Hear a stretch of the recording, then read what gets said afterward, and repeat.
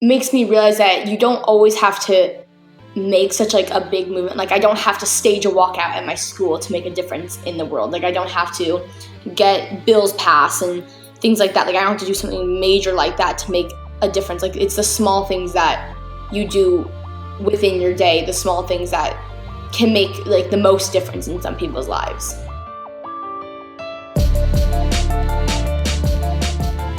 Hello, friends. Welcome to another episode of the Let's Give a Damn podcast, the show where we share inspiring stories of damn givers all around the world and where we aim to equip you to give more damns than ever before.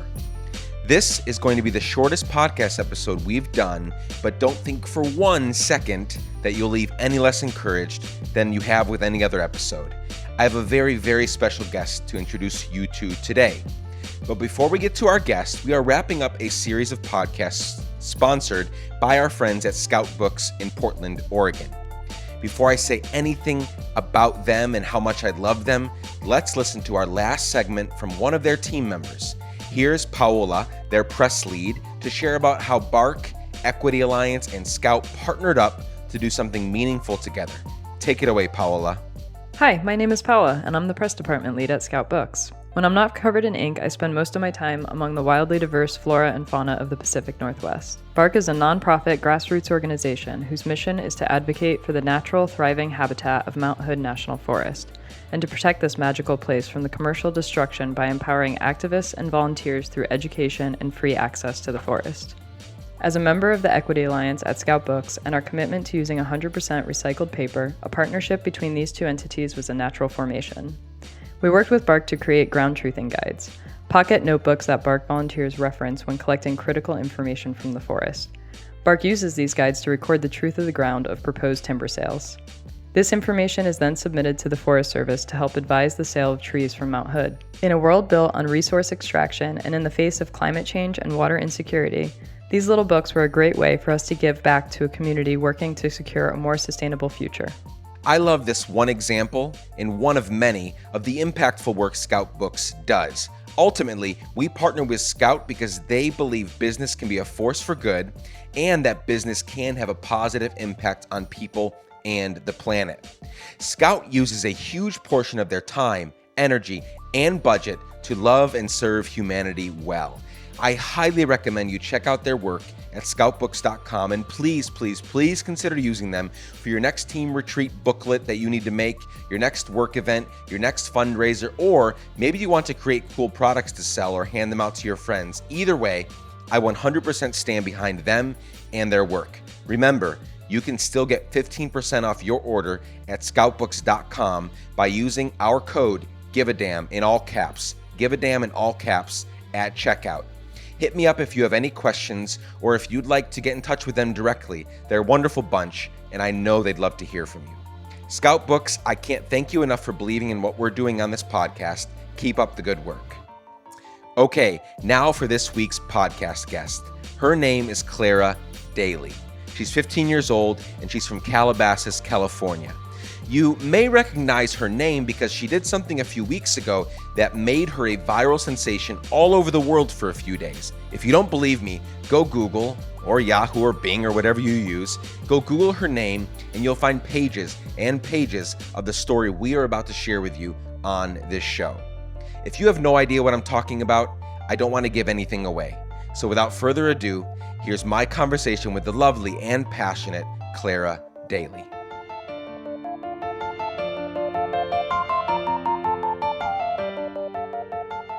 I'm so excited to have Clara Daly on the line for the Let's Give a Damn podcast. Hello, Clara. Hi. Thank you so much for coming on such short notice. Thank you for having me. Of course.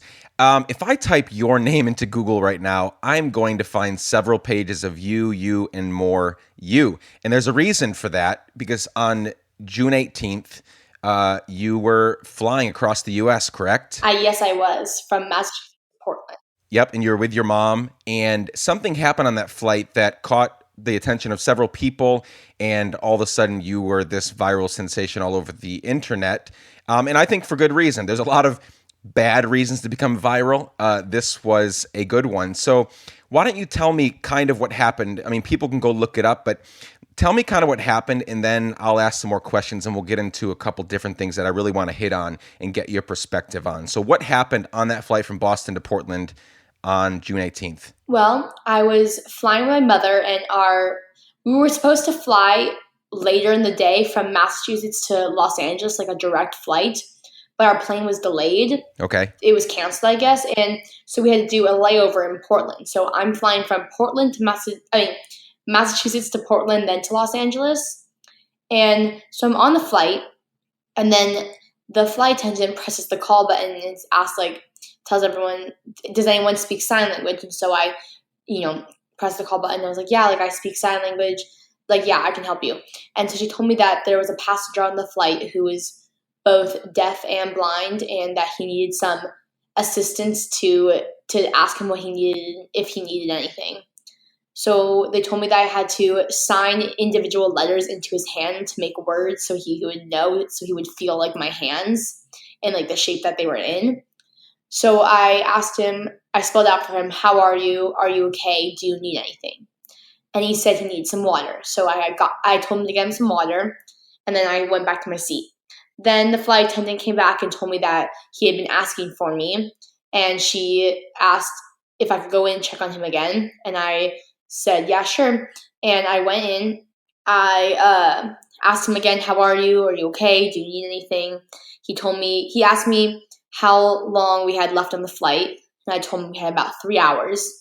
And so I went back to my seat and I sat down, and the flight attendant came back a last time and told me that he was just lonely and she thinks he wanted to talk to me. He'd been asking for me.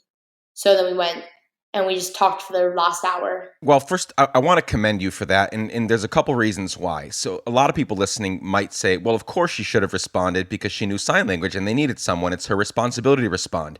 But the reality is that so many, and that's one of the reasons that I started this podcast, is that so many of us see people that need help and things that need to be done, but we don't respond, even though whatever the people that need our help and the things that need to be done are well within our skill set, right?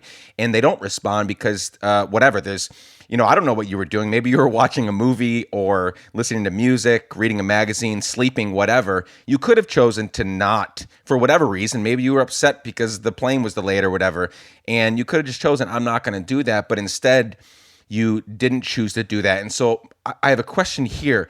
Was there a moment where you said, nah, maybe I'm not going to respond? Or did you just immediately say, hey, I can do this. I need to help? It was not a moment of like, oh, I don't want to do this. There was a moment of me wondering, oh, will I be able to give them what they need? Like, will I be qualified to help this like man? I was worried I was going to spell some things wrong or like miscommunicate stuff, but there was no doubt in my mind that I wanted to be able to help them in some way that I could.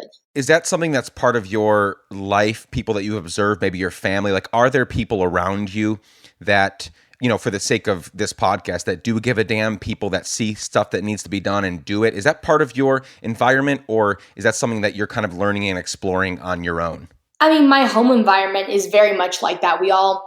I was always taught to help when people need help. Like, you do what you can do to make the world like better than what it is. Like, that's what I always had been taught. I mean, there are people around me at my school and stuff like that who, don't help people and like to see people struggle. But I would say mostly around me, like that's why I think this is such a weird thing to be going so viral. Because I'm like, if this was anyone in my family who knew sign language or anyone of my friends who knew sign language, like, I mean, this is what anyone I know would have done, or anyone I'm like close with. Tim Cook, this blind and deaf man that you were able to help, what was your experience with him? As you were communicating with him, like, what were you feeling? What was he feeling? Kind of what was the environment going on there? I'm sure he was very grateful that on this random flight, he was able to find somebody that could, communicate with him. But what was going on there? I mean, I think emotions were overwhelming. It was just such a special experience because I've never really gotten to use my sign language other than in my class. So it was so cool not only to get to like, learn something and actually get to use it in a real environment, but also just even a step further from just someone who is deaf, someone who's also blind, like them having to feel your movements of your hands. It's just so like, it's such a personal connection that you make with someone. And like to know that I like helped him and like that maybe like even for a small second he like was more happy in his like dark world. Like, I don't know, that just feels really good to me. Yeah. A couple times so far, you've mentioned, hey, I don't know why this really went viral because I'm doing what everyone else should be doing, right? But the reality is, I think why these things do get the attention that I think they deserve, even though everybody should be doing it, the reason I think they get the attention is because social media and the news, and there's so much negativity, right? I mean, the negativity online and on social media disproportionately overwhelms us with negative stuff, and so to see these kinds of things happening is, I think, special, and I think it does encourage people too, because as I stated already, there are so many people, I think, that would have heard that announcement, and not even out of a like maliciously or in a mean way. They would have said, I am tired from work. I have too much on my mind. I just want to chill. This movie is too good. And they would have ignored that call, and you chose to not ignore it. And I want to commend you for that. And I also want to encourage everyone listening that to make the world a better place, that's what it requires, is to hear sometimes these very simple, like what the flight attendants asked you to do wasn't super huge, right? It was spend some time with Tim, this blind and deaf man, but it did make a difference for the people on the plane, and it made a difference for the millions of people that have heard your story since then. And now I want to finish with, what is the effect that it had on you? So what have you learned from this? What's your biggest takeaway now that you've seen how this affected Tim's life and how it's touched the lives of so many? Does this circumstance make you want to give a damn more in the future? I mean, I think I've always given a damn about a lot of things. I'm a very passionate, overwhelmingly passionate person. Yeah. I'm involved with a lot of activism stuff in my school and around my community. I've always given a damn about a lot of things. But I do think this makes me realize that you don't always have to make such like a big movement. Like, I don't have to stage a walkout at my school to make a difference in the world. Like, I don't have to get bills passed and things like that. Like, I don't have to do something major like that to make a difference. Like, it's the small things that you do within your day, the small things that can make like the most difference in some people's lives. That's a very wise, beyond your years kind of things to say. And I'm really grateful that already in your life, whether it's your parents or your surroundings and you experiencing stuff, because I would say the vast majority of 15-year-olds don't feel that way. And I think part of that is the environment you're growing up in. There are a lot more things happening now that I think are maturing people at a lot younger age, right? There's things that you've seen and experienced as a high schooler that no person should ever experience, let alone, someone in high school. And so I completely agree. We want to do these big things, and we kind of dream of these big things, starting a nonprofit, saving this person or that group or whatever, like you said, bills and walkouts and marches. But I think the difference, and you're right, begins with these very small things. Whether or not someone will ever take notice, we've got to have the integrity inside of us to do it, knowing that someone may never take notice. We're not doing it to be noticed. We're doing it because this person, in this case, Tim Cook, really needs our help, and we're going to do it regardless of what people say or think or do, and if anyone ever sees us or not. I really commend you for that. This has been super fun. Thank you for taking a few moments. I really appreciate what you did.